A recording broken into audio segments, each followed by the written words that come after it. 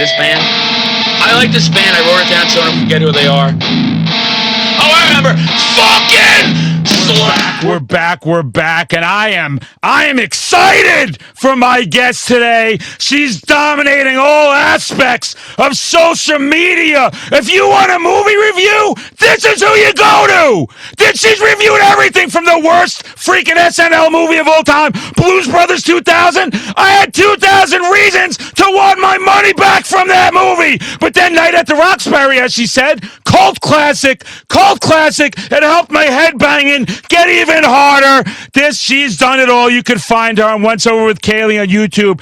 WATP, assassinating this slob, stuttering John that's just sickening the community of music, TV, movies, everything. But Cayley is something special when you want to talk movies. She knows it all. She's seen it all. She says it like it is. She's the equivalent in the movie world to the greatest thrash band of all time. A little band from the West Coast. Some rock and rollers known as fucking Slay. You know the rest. Cayley, how we doing today?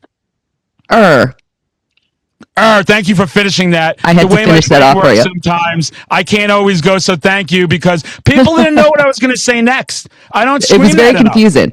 I was very confusing. That's why you're here.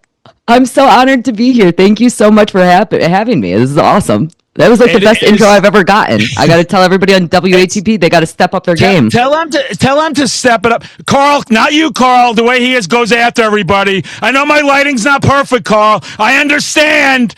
Carl, I'm sorry I have all these followers on Instagram and TikTok. I know you look down on that, but I worked hard for that. I'm the voice of the youth, Cayley. Could you imagine this 48-year-old guy is the voice of the youth when it comes to heavy metal? I had to toot my own horn. I'm sorry. That's the most beautiful thing that I've ever heard. And we both know that Carl's just jealous. Come on. That's obviously all that's happening. Carl, I'll show you a few things about the TikTok world. We'll do some dances. We'll put on the pink shorts together. You know I always got a style. Carl, I got a style. I am a huge fan of yours. And speaking of WATP real quick, guys, if you don't know, there's this wonderful thing called the Dabbleverse. And Cayley's right in the middle of it. And I watched her on the Who Are These Broadcasts WATP podcast, great channel, and I've watched her growth, and I've used some of that growth as I interview people, as I try and format myself more, get my topics better. When it comes to TikTok and Instagram, I'm wild, right? I just go with it. It's still got to be perfect for me, all right, throw a fit. People don't realize how I am, how self-absorbed I am with how I have to look and act on those things. But I really do. I got to say, I watch you from some of those early episodes, and you have found your flow, you found your confidence, and you're a hardcore metalhead, right? So you're showing us scumbags, we can be professional. I love it. I always said when I first started doing podcasting, the first thing that I started doing was the movie reviews, and I had never been in front of a camera before. And you don't realize how scary it is to be in front of a camera until you're doing it. It was terrifying. So yeah, I can't even watch my early episodes of WATP or any of those early podcasts that I was going on because I'm like, oh my God, I didn't say any words and I just looked like a deer in the headlights. It's crazy. But you progress from that, right? We even the mighty metal horror madman. My first year of content on Talk is a clown show. It is cringe-induced garbage. But once you get that so my thing now is I'm so confident in front of the camera. I'm so confident. I was out at SummerSlam in the middle of the New Jersey Mall there with 1 million people, and I went $250 on this wheel, and I started screaming. I mean, we're talking total strangers, and I'm jumping, and they're taking pictures of me for the freaking page, and now I love the camera, Cayley. I can't get enough of the camera. I love it. I don't know what to say, and I feel like I think you're totally 100% correct. It is absolutely something that you progress into loving or you hate it. And it's either a hobby, a passion, or, something that is even more than that. It becomes a lifestyle and it's amazing. I love it. I feel very fortunate every day. You should, right? It's something that you have that outlet, right? We know the grind of an everyday job, and every boss is a tool. Not yours if they ever watch us. Mine, Mike, you know what you're doing to me. But they sit there and they want us to do things and have structure and systems, and we got to be free. I got to be flying around in this world, and so do you. And I got to ask you this. I heard you kind of have a crazy story how you got into metal. You were going in there for some soft band, some weak stuff, which we all do. It's okay. And next thing you walk out of the store with Cannibal Corpse. I did. I don't know how that happens. I went in, I was 9 years old. 9 years old, little girl. The only music that I had ever heard before this was the Grateful Dead, because my parents listened to the Grateful Dead, and my parents were going grocery shopping. I was like, fuck grocery shopping. I don't want to go do that. Yeah. So I went to the music store that was just down the road from the grocery store, and I walked in and I saw a Kiss cardboard cutout. And I went up to the guy who was working, and I was like, man, that band looks so cool. Who is that? I got to hear him. And he goes, you don't want to listen to Kiss. You want to listen to Cannibal Corpse. You want to listen to Deicide. You want to listen to... And he sent me out. He said, get Cannibal Corpse's The Bleeding. I got it on cassette tape. It was wonderful. And I took it home, and I had never heard anything like that. And it changed my life. And I used to go back into that same store, and the guy who was working there, he would make me mixtapes, and he would say, which tracks do you like? And then he would guide me what music to... And I can't find him. I would love to know who this guy is. If you're listening to this story and you helped a 9-year-old little girl back a million years ago get into death metal, I want to meet you again. You did a lot of good things for me. That is a crazy story, and it is one of those things, and that's what I love about metal so much. People's ages don't matter. People's backgrounds don't matter. Their politics, their religion. Right? It's one of those things, like, you're at that show, you're listening to this music, you're in that CD store, vinyl store, and you're just talking metal. You're talking metal, and then you go from Kiss, which, Kiss has some bangers out there, everybody. Kiss has some bangers, but you go straight to Cannibal Corpse, which is insane. For me, that's how I got into Possess. I write the names down that way. Smart. That way, yeah, because I can't remember anything. You remember? I can't remember nothing. Now I remember this one. though. You think by now I would remember that by screaming it so much. But what's it? My tattoo. You sure you want fucking on your arm? Yeah, I do want fucking on my arm. I'm not Stuttering John with some limp dick trolling around town. I'm Metal Whore Madman. When I step correct. That is a crazy story to go right into Cannibal Corpse. I know. How did that sound at 9? Putting that, what was your first reaction? Do you remember? So again, I didn't even hear Kiss before that, because this guy working at the record store was like, no, you don't even want that. So I literally went from the Grateful Dead. I went from the jammiest of the jam band with little trilly, wonderful music into what is happening to my ears. And I loved it so much. It was just this immediate, visceral, it's that bottom of the stomach feeling. It's that feeling that you get when you're yelling Slayer. It's the feeling that we all get when we go to a concert and you can feel every single piece of the music that is there. That it was magical, and I couldn't get enough. And I still haven't. Everybody kept saying, oh, it's a phase. She's going to grow out of listening to metal. I was like, I'm never going to grow out of this. I love it. It is so, and that is an insult to us metalheads when they call it a phase, right? When Margot Robbie comes out and goes, "Slip, that was my phase." I'm like, well, first of all, that's a fine band. I do like them. I saw them live last year, but for us hardcore, heavier people, it's whatever. It's your mainstream, and it should never be a phase. It is a way of life, right? It's a way of life. And we were talking beforehand. We're professional people. But we have our metal outlet, and that's who we are, and that's who we identify. The first thing, that's who I identify. I love wearing my shirts. I love people giving me looks in public. I love people, oh, you got a purple beard? Yeah, I got a purple beard. What do you want to see, if my balls are blue next? What is these people's problems here? I don't know what they're talking about, and we got to represent this music at all times. So you get into Cannibal, you're at 9. Do you remember your first concert? My first concert was actually Gwar. I saw Gwar not that long after I went and saw Gwar, and that was insane. Obviously, I actually went through a pretty big Gwar phase. I feel like a lot of people like going to see Gwar, but they never listen to Gwar. I think their first album is awesome. I love Hello. I think that's an awesome album. A little bit punkier, but still very much in my vein of stuff that I enjoy. And I just, again, it was one of these moments where it was like, what the fuck is happening in life? Like, this is amazing. Oh, and I loved it. And then I went and saw Cannibal Corpse not that long after that. So I live in the Rochester area. They have connections to Buffalo. So they used to come around all the time. And at that point, after I went to that first show at 9 or 10 years old, any show that was in 100 miles from where I live, I was going to it. I would find any way to go. My parents were dropping me off at these hard rock venues at 10 years old, and I was going in by myself, and I couldn't get enough. I couldn't get enough. And that's the bug. That's what happened to me. I was a late bloomer with concerts. I always had people are shocked when I tell them I had like crippling anxiety. I had anxiety where I couldn't go out. I couldn't order a pizza on the phone. I couldn't walk into a McDonald's. Like I was good with like my best friend and my brother. Like that was it. And then I went out and I saw Testament. I was 17, 1994. I go see Testament. Then I go see Deicide. Then I see King Diamond, Merciful. And as you know, it just snowballs and snowballs and goes and goes and goes. Then stuff happened. Life gets in the way a little bit. And now I'm just full force. And I saw Gore last year at Milwaukee Metal Fest. That was insane. They still put on an insane show to this day. And their tracks. I'm so glad I'm talking to someone like I love Penguin Attack. That's one of my favorite songs from them. I love Sadama Go-Go, right? There's a lot of fun. And the thing about them is there's so much diversity in that music. All the albums sound different. It's incredible that they were able to do that.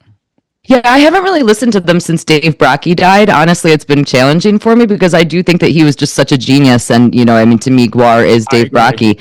But I've heard that other people are really enjoying it. And again, that they still put on an amazing show. Also, I just want to point out Milwaukee Metal Fest, that is the best revamped festival. I'm so glad that has come back. They're doing so good. That is one of the best festivals that I've been to in the U.S.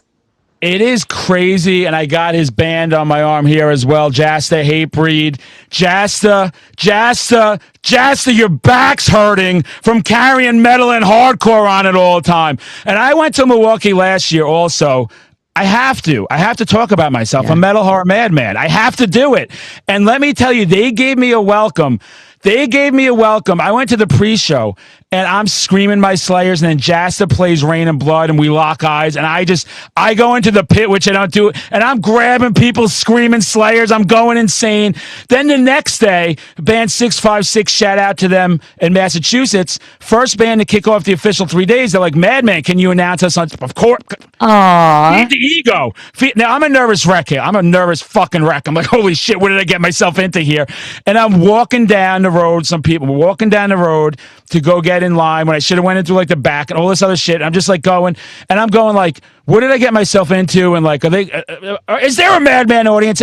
As I'm walking, all these people on the street start screaming fucking Slayers. I start doing like the crab. I get into character. I'm screaming.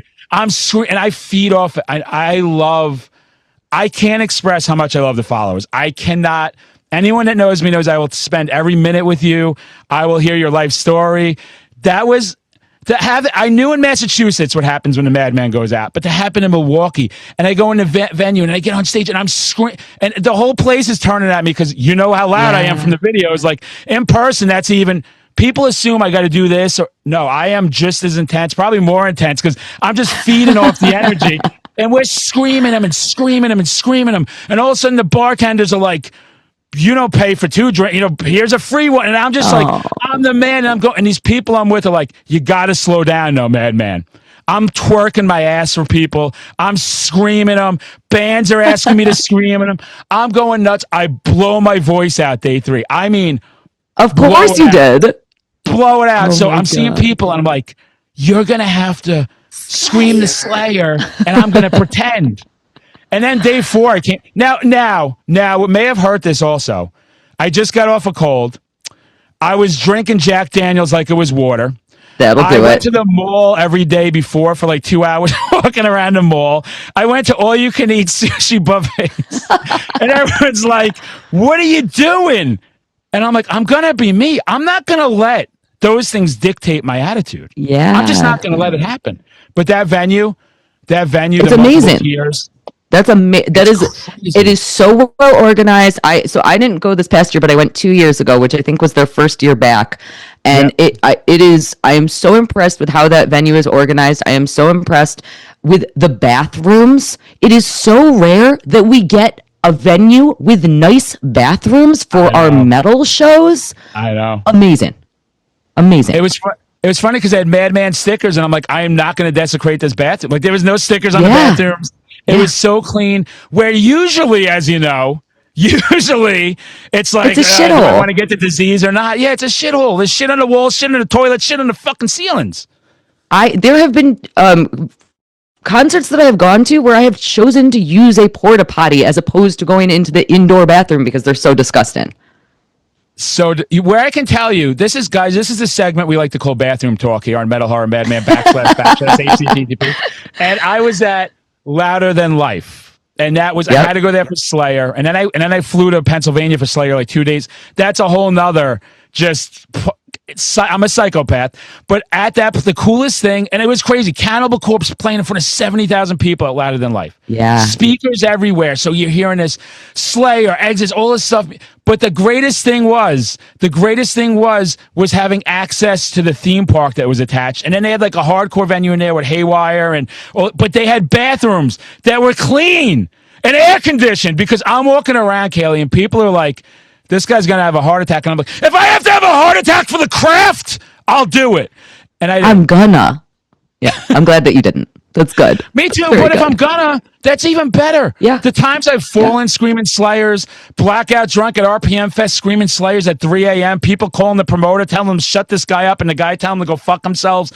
That's the Madman experience. That's what you get. It's really amazing. I think that is one of the things that we all love so much also about this genre in general, is that we all get to be ourselves. We all get to be wacky and crazy and high energy. And again, it's that feeling in the gut of your stomach. It is the holy shit, everything feels so good right now. And I love that. I think that you do the perfect job of exemplifying that for everybody, because you really truly are genuine like that. And you can tell from everything that you do. It's amazing. I appreciate that, and I do. I am just having fun. Like, some people think if they meet me, like, he's going to be this crazy psychopath. It's like, no, I get passionate for the music and the followers, and I see that with you. I see that with you when you're doing your movie reviews. And first of all, it's always sick to see you repping Incantation or Suffocation or some sick fucking shirt, right? And I'm like, she's keeping this scene alive out there. How did you say, I want to, again, like you said, you were nervous, you had your ups and downs. How did you say, I'm going to do it, and then I'm going to commit to do it when it wasn't starting off so great? I started out, it was entirely a project for me. So I started out in 2021. I set a goal for myself to watch 365 movies that I had never seen before, because I always rewatch the same movies. It's the same thing with music. Like, when you find a band that you really love, you just re-listen to that same album. Like, I've to the same Incantation album. I've listened to, all of the same Incantation albums 1,000 times. I haven't even heard, they put out a new album a year or two ago. I haven't even heard that one because I'm just listening to the things that I like. Same thing with movies. So in 2021, I watched 385 movies I had never seen before. And in 2022, I needed a new goal. And one of my coworkers actually said, well, you've seen so many movies. Why don't you start reviewing them? And I was like, well, that's stupid. I don't know how to be in front of a camera. I don't know how to edit. I don't know how to use a microphone. I don't know anything. And I just kind of started teaching myself. And for me, at first, it was a challenge. And I like a challenge. I like challenging myself. I never expected anybody to watch anything that I was doing. And then, as it turned out, my, very successful and wonderful friends on Who Are These Podcasts, on the Shuli Network, on all of these other shows, it turns out that they took me along for the ride. And now I get to talk both about movies and about crazy lawsuits and about dumbass stuttering John. And I have the best, most amazing life in the world. It's great. I love it. It is awesome. And the amount of times WATP is my go to sleep. Go to sleep. And I'm not saying it, guys, because it's boring, because it is. Christian was shocked when I'm going on Brian Metal Blade, right? Which I geek out. My biggest, the amount of people that tell me, you got to act like you've been there before. You've hung with all these different people. I can't help it. No, never. I worship these people since I was a kid.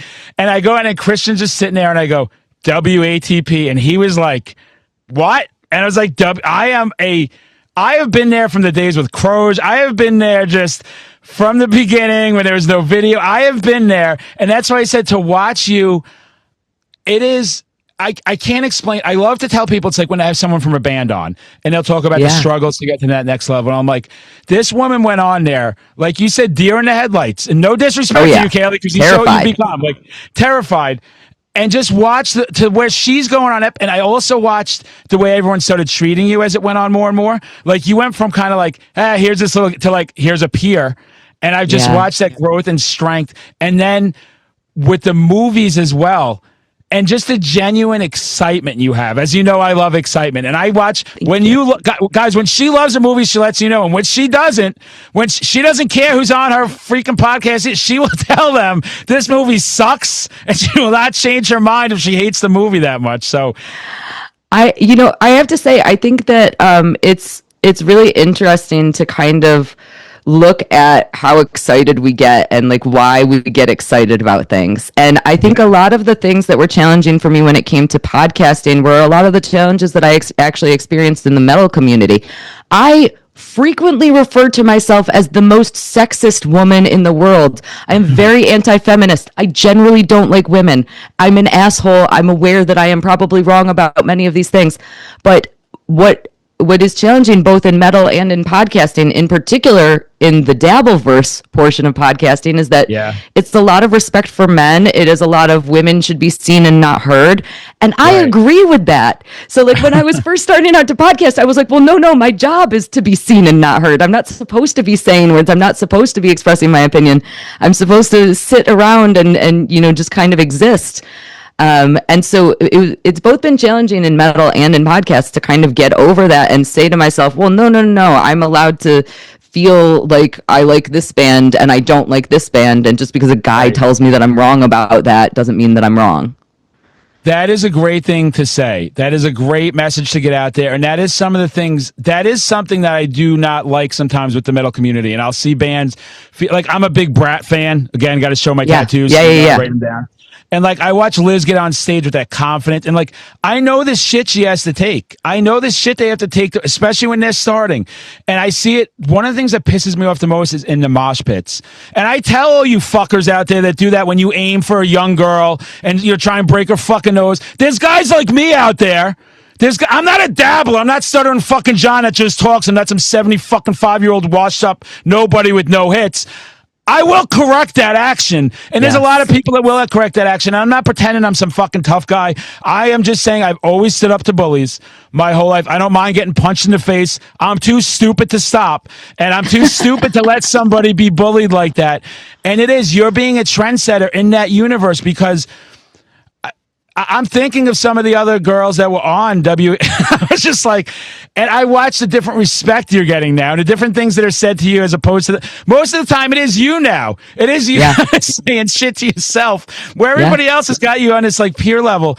And I think because you're still going like, holy shit, like you kind of muscled your way in there. And you took, took the beating. You did. You took the beatings and you didn't quit when most people would. And I think you know this as much as anybody else. One of the best things about being on the internet and getting to do what we do is that we get to interact with all these people who are so wonderful and so amazing, and the fans are the best people in the world. And you were just talking about that, and they make you feel so good, and you feel like you're part of a community, and that's great. But then there's also the assholes out there, and I have never been the type to deal with the assholes. I mean, if somebody's going to be an asshole, they're just going to be an asshole, and I can let them do that. I don't have to be upset about that. That doesn't have to change my mood. But I do think that that's really hard for a lot of people, and putting yourself out there on the internet means you're going to experience that a fair amount. If you can't take the heat, get out of the kitchen. It's so true. Look at that public service announcement. Well done there. I think it is so true because that is the downfall. I can't explain the amount of creators that I've watched quit, that it makes me sad because they were doing good and the trolls get them. And I get them less than I've ever gotten them now. Less than I've ever gotten, Yeah. which is great. But there was a time, especially when I was coming up, I was fucking 5 years younger. They're going boomer, boomer. And I'm like, you're listening to fucking Ozzy. He's 25 fucking years older than me. Not even making sense. And they know it's not making sense. And they want you to know it's not making sense. And they'll keep going. So every time I'd start a new platform, like, okay, TikTok blew up, then Instagram, then it's like earning my bones now on YouTube. So you'll see some of that come back now. You see some of this guy's loud, fuck off. I'm not going to waste a second. If anything, Cayley, it makes me get louder. If somebody tries to put me down, it gets me more aggressive.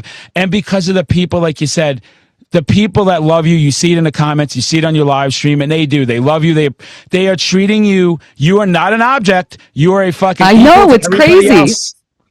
You did it. It's crazy. I did it. You did it. If you had told me 10 years ago that I would be on the internet, if you told me 5 years ago, if you anything, any amount of years ago, that I would be on the internet and that I would be happy and confident and excited about things, and that I would feel deserving of some of that, I would think that you were a crazy person. But here I am, and it's amazing. It's, again, this is the best thing that I've ever done in my life. I can't imagine having a happier life, and I just want everybody to be able to do that for themselves. Like, I want everybody to be happy all the time. It's such a great, wonderful world that we live in. It's so great. It is so, and I try and tell that to everybody too. And I'm like, if you have if you're a band and one person shows up, if you have a YouTube, a TikTok, and Instagram, and one person watches you and has a good thing, that you're winning already. You don't have to worry about how big your account gets or if you could keep up with somebody else. You do it because you're having fun. And when I see you having fun, I did want to ask you, unrelated, with movies. Yeah. Heavy metal in movies. Heavy metal, hard rock in movies, right? My favorite, and it's an obscure one. I don't know if you've covered it or not, but the Stoned Age, the movie The Stoned Age. I love The Stoned Age. Yes. That movie, such a good movie deserves so much more respect. Crump's brother, the Blue Oyster Cult Eye, and it's like that's metal for the 70s, right? Because it's not going to be the heavier bands like everyone thinks of. That defines metalheads. The guys are poorly trying to pick up chicks. Everyone's bragging about their Ox 45 tall cans. The ups and downs. The tough guy metalhead. The kind of wormy guys. Like, everybody in that movie is a metalhead. If you're a metalhead, you've every type of person like that. Every single one. I used to rent that. I was just talking about that on a stream with somebody. I can't remember with who. It might have been with Husey Entertainment. But we were just talking about that movie. I used to rent that all the time from Blockbuster. That was like my big go-to of the movies that I needed to rent all the time. I loved that movie. That's really good. So you got to come and review it with me. I'm gonna lure you over to Over With Cayley. Yeah. Send me over there. Now, listen, one thing you learn about me, I love attention. So the more people invite me to stuff, whatever we're going to do. Now, granted, sometimes beforehand, I get myself into a bit of a jam because I'm just like, let's go do this. Just like when you were like, do we need any prep? I'm like, prep. I'm nonstop prep. I just keep going. But that would be, I would honestly, love that. I mean that. I am a huge fan. I'm not saying... If I wasn't, I wouldn't say it. Anyone that knows the Madman, I wear my heart on my sleeve. So when I'm up, I'm up. And when I'm down, I'm down. Like when we were talking about boozing, I needed to take a break. I took a 4.5 month break and then collapsed like a fucking, it was a house of cards and it went on fire. And I was like, we better fix that again. So when I was thinking of Dazed and Confused, I'm thinking of them walking around trying to pick up girls. And they're just like, alcohol. Like how stupid guys are all the time. So I will thank you for that invite. I accept. Yeah, let's do it. I accept. Yeah. Let's do it. What other have you seen Deathgasm as well? I have not seen Deathgasm yet. Everybody keeps telling me that I have to. I know that's one that I've been sleeping on. And again, not really metal, but I love Detroit Rock City a lot. That's metal. Also like the 70s. Yeah. Again, that kind of has the same sort of feeling that the Stoned Age has, because it's kind of like, all of these guys. Like, I know everyone. Trip, I know every single one of those guys. But I also, whenever I think about metal in movies, I actually think about a movie that it isn't really a metal movie, but it was directed by, I suck at pronouncing names, Johan Åkerlund, maybe. Sounds good to me. Sure. He also directed, oh my God, church burning. Why can't I think Lords of Chaos? Thank you. Yes, Lords of Chaos. He also directed Lords of Chaos, which I also enjoyed. But he directed Spun. And Spun, there's a scene where one of the characters is riding on his bicycle and he's listening to a Bathory song. And there's something about that scene. Oh, and Johan Åkerlund, he also directed a bunch of music videos and he did some of the Bathory music videos. So, like, he's absolutely a metalhead. I think he's also done, like, Madonna music videos, but he's done a little bit of everything. Yeah. See, there's a movie I haven't seen, so now I have to see that movie because if you're saying to see that movie, if she says to see the movie, guys, go see the movie. And I was thinking when you were talking, you brought me back going renting movies because I used to rent Stoned Age, and then two guys I always associate with heavy metal too. Because I thought in their prime, Jay and Silent Bob, Mallrats, Snoochie Boochie Noochies, and I would rent Mallrats, I would rent Clerks, I would rent Stoned Age, I would rent Cheech and Chong's next movie. I love the second movie for some reason more than the first movie, and I would rent those, and then a fifth movie. So like I'd always pick a different fifth one. Those four almost every week. I should have just bought them. The fifth one would be like maybe American Graffiti or something like random like that. I had National Lampoon's Senior Trip. Like I would just look at the box and go like, let's go with it. American Graffiti though, that's an amazing movie. Yeah, that is an amazing movie. You know, I love movies that kind of like give you the slice of life about music, even if they aren't necessarily about metal. I listen to almost exclusively death metal and 1950s pop music, but I like almost all movies that relate to music in some way, that have like a driving force of like music connects us all, because it does connect us all. 1,000,000,000%. And that's me. It's thrash and death and then 80s pop. 80s pop. As a matter of fact, I just went out in the snow earlier. It was a beautiful video. I had the pink arm warmers on. I had the neon green leg warmers on. I had the bandana on, the short shorts. I was looking pretty good, I got to tell you. And I was out there dancing around because I got to use an 80s song for that. And like sometimes people, they'll even say with my content, like, that video could have blown up so much more if you just put like a death metal or a black metal. I'm like, I like to do this. This is what I like. This is how I'm having fun. Yeah, and if you get it, I think the thing that I've really learned over time, and I wish more people would, if you don't particularly like that content, turn the channel. Move on. Turn the page. Move on. Yeah. It's okay. It's all okay. I never understood that, why people like hate watch things. I'm like, no, just if you're not having fun, then stop doing that thing and go have fun somewhere else. Yeah, it makes no sense. I don't get it. And that's what I love when I saw the WATP. Once you guys started doing the live events, and once all this like rabid fan base of fun, and you watch the haters go less. I mean, I still see them. You still see these people out there because they have no life, or they don't like something someone said, and I go the same thing, then stop watching. I'm like, they are all fine if you stop watching. Nobody cares. Go find the content you want to find. And it's that simple. I want everybody to enjoy as many moments of their life as they can. So if they're not enjoying watching me, then by all means, move on. Like it's so easy. It's literally one click on your phone screen. You're done. Easy peasy. I have once in a while I'll still get a comment like they don't like a view of mine. Unfollow. I'm like, that's the happiest thing I heard all day. I don't have a douchebag watching me anymore. That's one less douche in the Metal Horror Madman community. And I know some of you are friendly douches. I've hung with you. You have problems like me. It's okay. We're mental cases. We're metalheads. We're not supposed to be normal. Cayley, I want to ask you, I know I wanted to do about 30 minutes or so. I don't want to keep you all day here. I definitely want to come on your episode and hang. And I could talk to you. Guys, I can't explain. I am such... She's dancing for the Isotopes. She's doing these little cameos on WATP, and then she becomes as strong as anyone on that show, to the point when I'm not seeing her on, and I'm like, where the... So, Carl, you're great. I love Carl. I do love Carl. I do love producer Chris. I love everybody. Adam, I do think that is just a great flow of people, and the way Carl can direct everything is a talent in itself, right? I mean, that is not easy. And I see how he can cut things off and keep things going and knows when to let people talk and not. But just watching you progress is unbelievable. And you started off with Cannibal Corpse.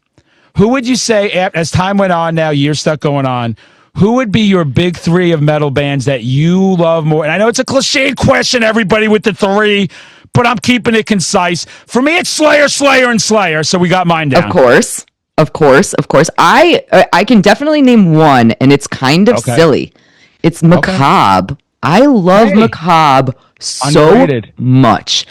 Incredibly talented. Dennis the Menace is an amazing drummer. They're hilarious. They don't take themselves too seriously. Yes. I could watch them. I love watching them live. I love all their albums. I think Dahmer is maybe one of the best albums of all time. Again, I know that's probably not everybody's favorite of their albums, but for me, it just works and I love it.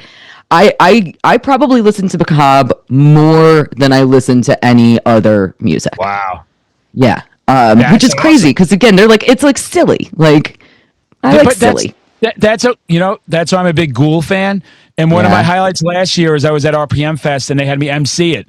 So I'm announcing Ghoul on stage and I'm hype and I'm out of control. My ego was out of control, which led to some poor partying decisions.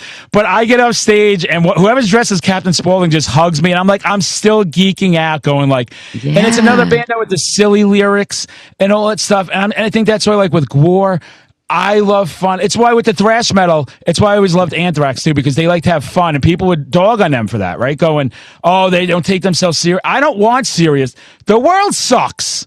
I don't need serious. I always want to have fun. I want everything to be fun all the time. I'm trying to think about my other top two.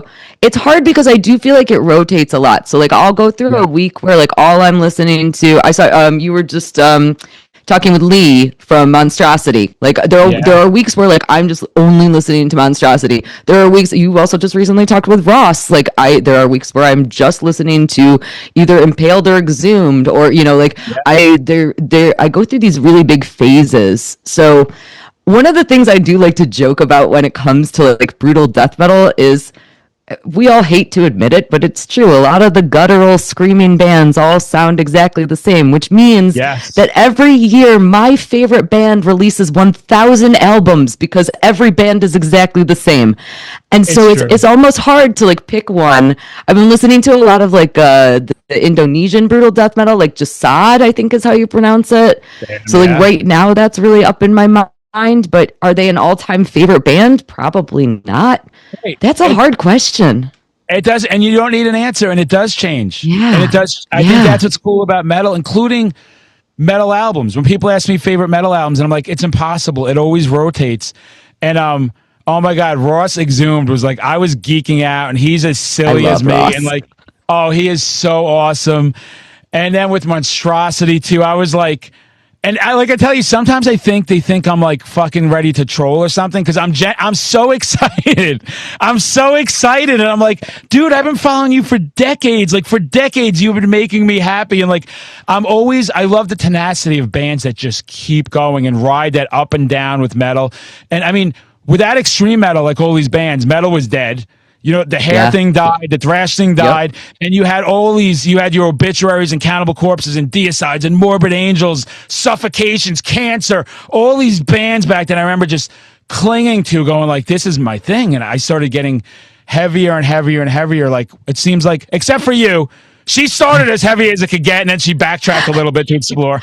I didn't hear Metallica until I was like 15 years old, which again is crazy. I literally backtracked. I didn't hear Metallica or Slayer, or I went straight into death metal, skipped over everything. I had to go back into hair metal. I had to go back into cock rock. I had never heard any of that stuff. I remember the first time that I heard Dokken, I was like, this is different. Like, and I had already been listening to, Deicide for a million years. How was that when you went back? Were you able to listen to it, or was it like too?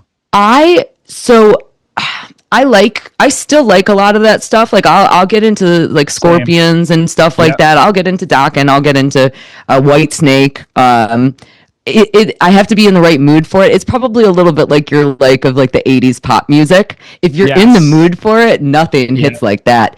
But it was definitely really weird because, again, at that point in my life, I had really just heard, I never was a big music radio listener. So I had pretty much just heard Grateful Dead and then death metal. And then my ears kind of got opened up to all of these other genres. And I kind of felt like it was too much for me. Like I wanted everything to be a little bit more pigeonholed. I just wanted my death metal. I just wanted my blast beats. I just wanted my. Even when I started listening to like black metal, I was like, well, "This is too much. Like we've crossed the line here." It's one of those weird things where it's like if I'm in the mood for it, I love it, but I don't remember having like that same reaction that I had to death metal. You know.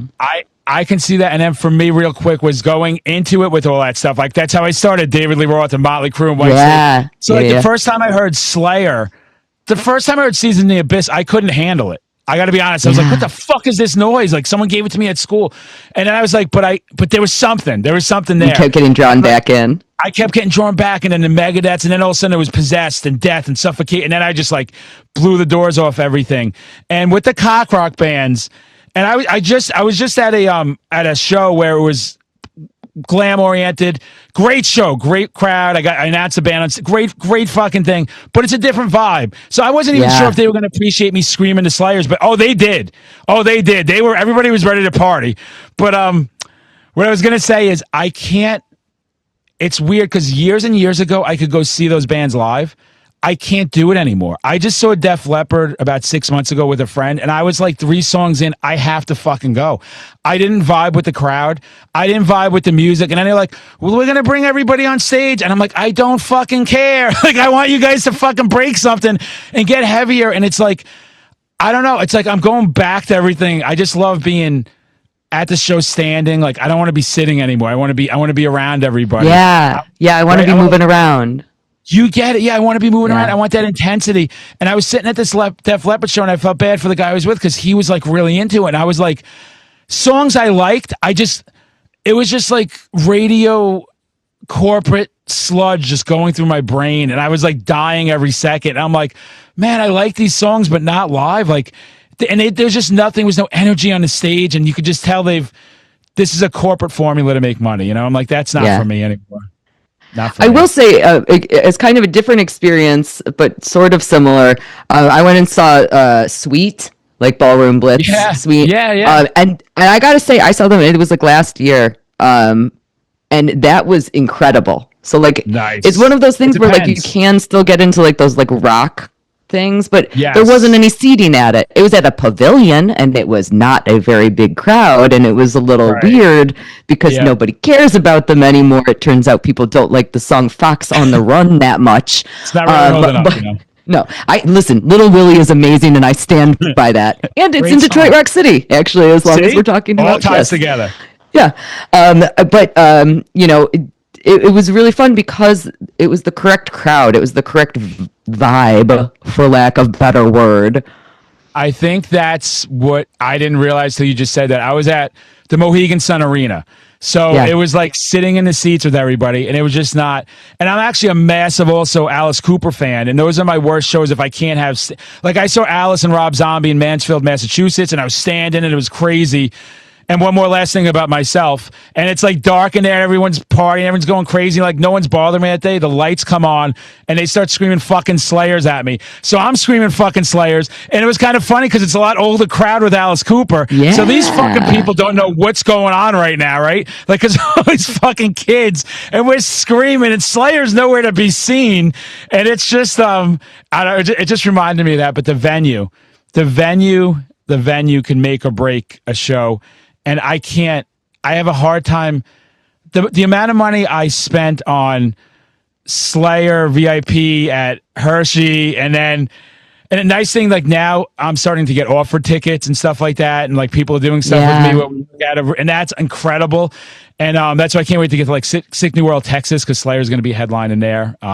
It's going to be psycho. But Cayley, I'm sorry. I start talking about myself too much. I can't help it. I love it. I'm excited. You know, you just reminded me, I don't know why I didn't think about this at all. The first time that I ever got injured in a mosh pit was at a Slayer show. I have a scar on my wrist.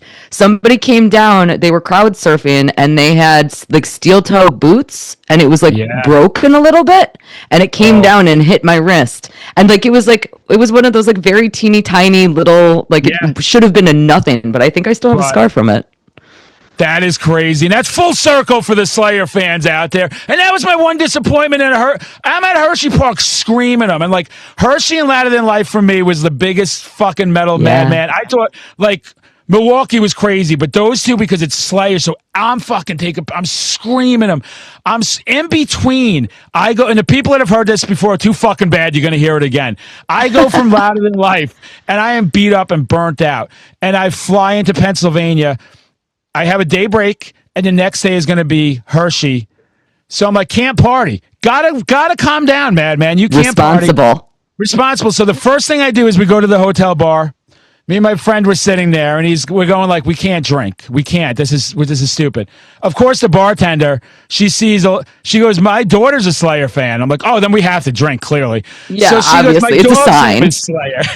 We're drinking, we're having fun. She's like, why are you here? I'm like, and I try not to like, those that know me, I'm super humble when I'm just me out. And I don't like to be like, oh, I'm doing all the social media and people, blah, blah. No, I'm just like, oh, here for the show, whatever. And she goes, my daughter's the biggest Slayer fan of all time. And my friend looks at her and goes, oh, no, not on any level. And she's like, yeah. And she goes, this guy right here. And she's like, let me show you. You want to talk about the flex of my fucking lifetime? She goes on the Instagram page. And whose video is pinned as the first video?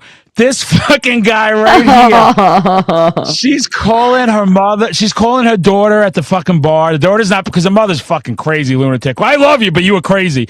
She's fucking partying with us in the parking lot. It was so nuts. I get so fucking wasted. I'm incoherent. Got to wake up the next day, go to the mall again, for some fucking dumb reason. My move is to go to the mall hungover. And we're walking online to get into Hershey, and it's the worst fucking venue ever. It sucks. They're not letting people cross the street. I miss Exodus. I'm like so pissed off. Everything's happening. And I'm like, I'm not going to be able to yell. Like, I'm dead. I'm hungover. I was just at Louder Than Life. The first person that sees me, my energy goes like to a fucking million. Like, I'm just, of course. And I'm having a great time. And a security guard comes up to me. She's like, you're being kind of vulgar. I'm at a fucking Slayer concert. They should have been ripping the fucking chairs out of the venue. That's the one thing I was disappointed with everybody with. I'm a Slayer What would she have done if it was Cannibal Corpse? What would she have fucking done then?